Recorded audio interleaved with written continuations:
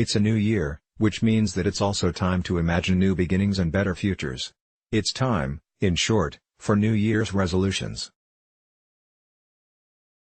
Gratitude, in particular, has become a popular resolution. For many of us, living greater seems to promise more happiness in our lives. But what if we've got gratitude all wrong? I began writing my book The Art of Gratitude because I too believed that gratitude might offer an antidote to the anger, fear and resentment that characterize contemporary life. But as I read one self-help book about gratitude after another, it had the opposite effect on me. The more I read, the less grateful I felt. I came to ask, does the problem lie in how gratitude tends to be defined? The debt of gratitude. Gratitude is often defined as a feeling of obligation and indebtedness toward those who give us a gift or help us out in some way. Consider how often many of us use the phrase, "I owe you a debt of gratitude," or "one good turn deserves another." What is the framework of gratitude? Eugene Kim, C.C. By the debt of gratitude idea dates back to the foundations of Western culture, to Aristotle, Cicero and the New Testament. According to a leading contemporary expert on gratitude, UC Davis psychology professor Robert Emmons, to be grateful means to allow oneself to be placed in the position of recipient, to feel indebted and aware of one's dependence on others. Or, as Emmons argues elsewhere, gratitude is an acknowledgement of debt, and ingratitude the refusal to admit one's debt to others. In this framework, people are debtors and the givers of debt. According to philosopher Shelley Kagan, if someone does you a favor, you owe them something. You owe them a debt of gratitude. People judge the value of others based on what they can offer. Emmons writes, gratitude requires that a giver give not only a gift but also a gift dear to himself, a pearl of great price, as it were. The degree to which we feel gratitude always hinges on this internal, secret assessment of cost. It is intrinsic to the emotion, and perfectly logical, that we don't feel all that grateful for gifts that we receive that cost little or nothing to the giver.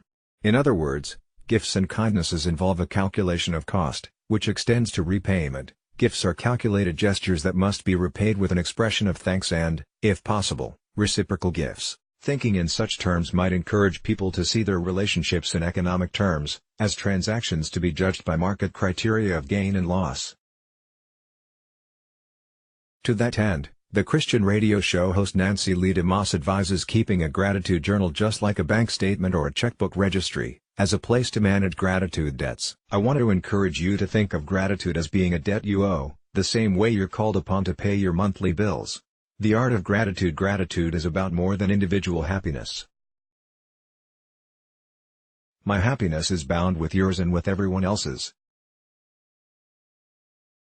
Gratitude authors, who are just to focus on the debts we owe to others, are reminding us of this fact. I, however, argue in The Art of Gratitude that the rhetoric of the debt of gratitude sets us down a dangerous road.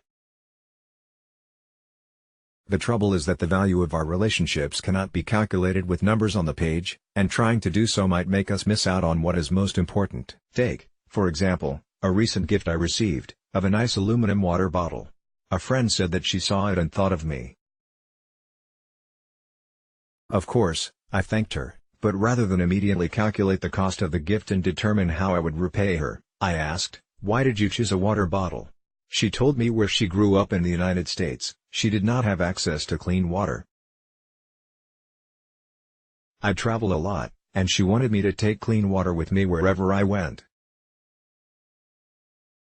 Moreover, she hoped that it would help to cut down on plastic bottle waste, because, she said, we all share this planet. I might have missed all of this had I only pondered on how best to repay it. Instead, this gift prompted a conversation that reminded me of our fundamental interconnectedness. My actions, she was saying, impacted her life, just as her actions impacted my own. Gratitude is an opportunity, not a debt.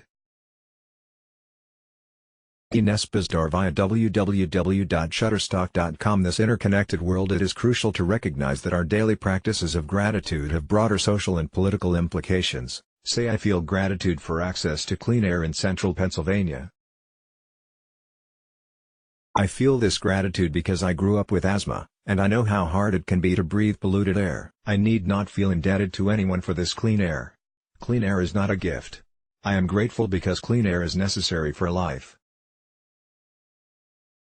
Same is true for clean water. There is currently, however, a potentially grave challenge to clean water in Center County, Pennsylvania, where I live. Looking through grateful eyes, attuned to the support necessary to live and thrive, I can recognize a threat to clean water as a personal threat. Though it is personal, it cannot be remedied alone. I must reach out to others who will also be affected, so that we can act together to manage it. The takeaway of my book is that indebtedness is not the only way to relate. Examples like these prove that all of us are deeply dependent upon the material support of the earth, and that also speaks to our interconnectedness. My resolution this year is therefore to practice the art of gratitude by imagining my life, and the world in which I live, as an opportunity, not a debt. I resolve to focus on what is necessary, and to work together with others to make it possible for all to live and to live well, because we live together. I hope that you will join me. Let's block ads. Why?